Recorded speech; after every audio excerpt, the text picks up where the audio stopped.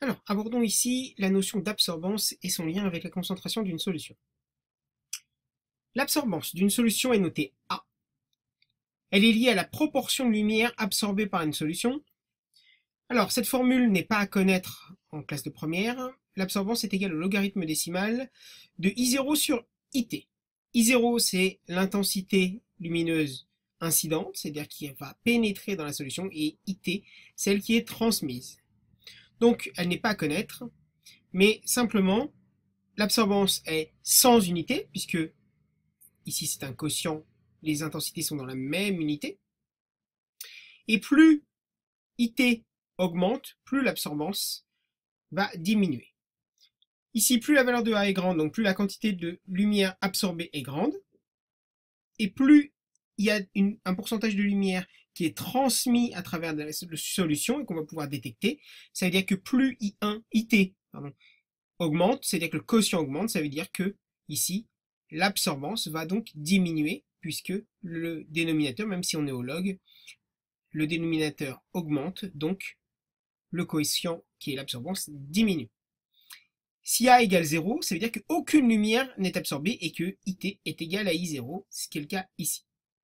Alors ici, on va mélanger une solution qui est jaune et une solution qui est cyan, et on va trouver une explication pour savoir pourquoi la solution finale est verte. Donc, la solution de gauche, si elle est jaune, ça veut dire que c'est un mélange en additif de rouge et de vert. Et si elle est jaune, vous savez qu'en soustractif, ça veut dire qu'elle absorbe la lumière absorbée est sa couleur complémentaire, c'est-à-dire que ça absorbe le bleu. Ici, si elle est cyan, c'est un mélange de bleu et de vert, donc en additif. Donc la lumière absorbée ici, j'ai dit que c'était le bleu, à gauche, et à droite, c'est le rouge, puisque si la solution est cyan, ça veut dire que le rouge est absorbé, et c'est bien un mélange de bleu et de vert. Donc vous voyez que d'un côté c'est le bleu et de l'autre le rouge. Si on mélange les deux, qu'est-ce qui va bien pouvoir rester? Moi je vais vous dire que l'absorbance, c'est une grandeur additive. Ça veut dire que l'absorbance d'une solution, c'est la somme de toutes les absorbances des espèces qu'elle contient. Ça veut dire qu'ici, la jaune absorbe le bleu, celle-là absorbe le rouge. Ça veut dire que la solution finale va absorber les deux. Si le bleu et le rouge sont bien absorbés, qu'est-ce qu'il nous reste? Il nous reste bien du vert. La solution est verte.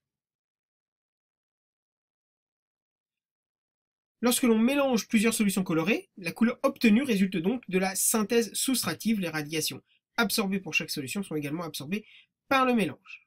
Donc on a bien du vert en additif, ici, si la solution est verte, c'est-à-dire qu'on avait du blanc, on a soustrait du bleu et du rouge, donc il nous reste bien le vert. Maintenant, voyons la notion de spectre d'absorption et surtout de longueur d'onde d'absorption maximale. On peut tracer un spectre, ce qu'on appelle le spectre d'absorption d'une solution, qui est le graphe représentant l'absorbance en fonction de la longueur d'onde.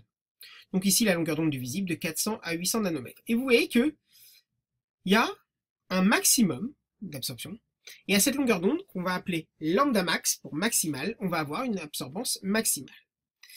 Et on va toujours travailler à cette longueur d'onde-là. Pourquoi? Pour minimiser les erreurs de précision.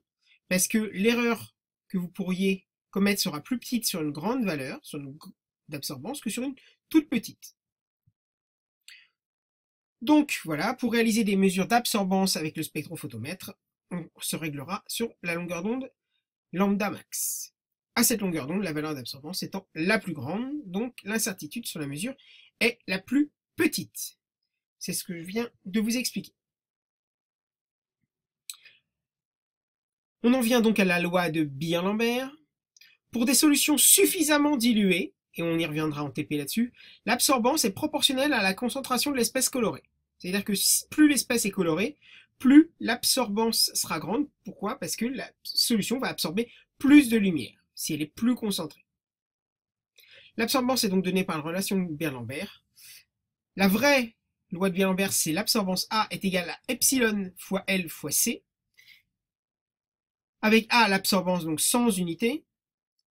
Epsilon, c'est ce qu'on appelle le coefficient d'absorption molaire en litres par mol par centimètre. La concentration de la solution C en mol par litre. Et L, l'épaisseur de la cuve qui est en centimètres, et ce sera généralement 1 centimètre.